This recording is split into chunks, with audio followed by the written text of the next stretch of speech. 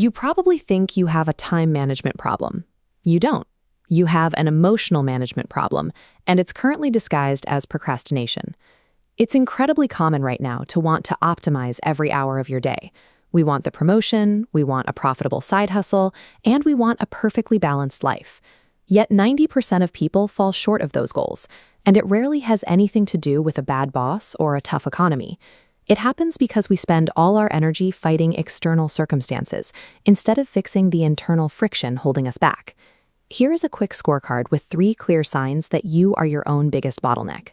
First, you catch yourself delaying a project or a risk because you are waiting for perfect timing. Second, you rely on a constant stream of digital distractions just to numb the dread of starting real work. And third, you have a habit of blaming external factors whenever you aren't making personal progress. These roadblocks are exactly what Darius Farooq targets in his book, Win Your Inner Battles. He pitches it as an operating system to clear out that internal noise.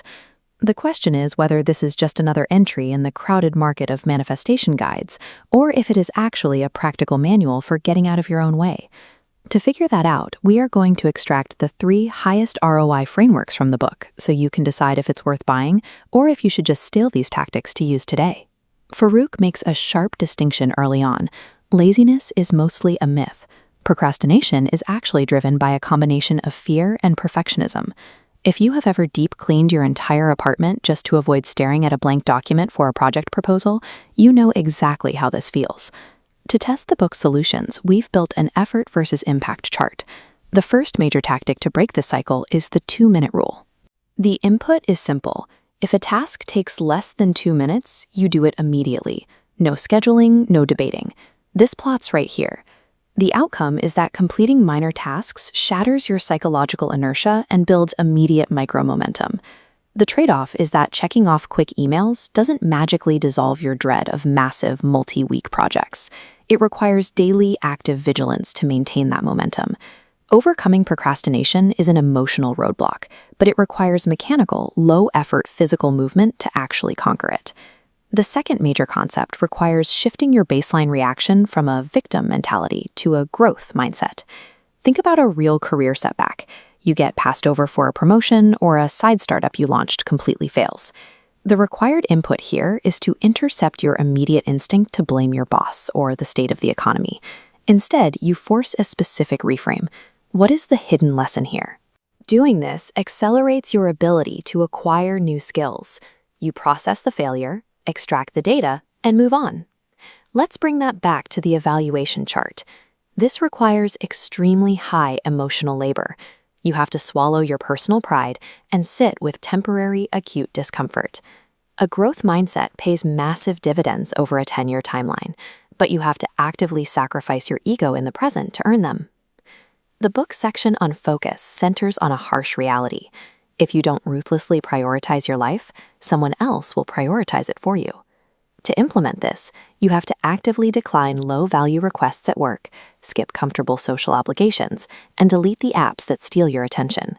The math is straightforward. If you enforce these boundaries, you easily recover 10 or more hours a week to spend strictly on your most important tasks. The trade-off is social friction.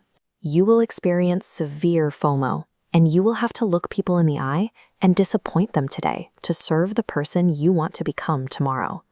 For our final mapping on the chart, this lands squarely on the right side.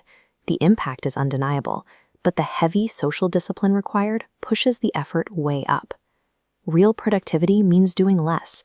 It is the uncomfortable act of building walls around the few things that actually matter.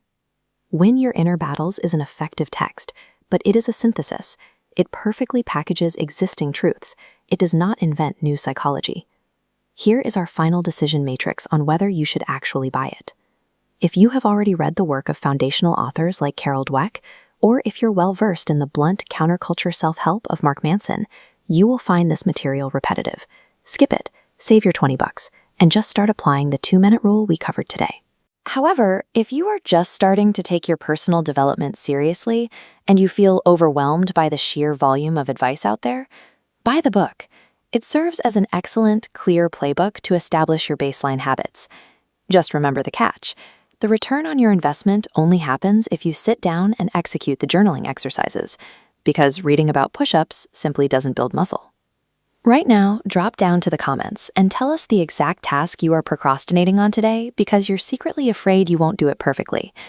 Hit like and subscribe if you want more objective, zero BS guides to making better decisions. We will see you in the next one.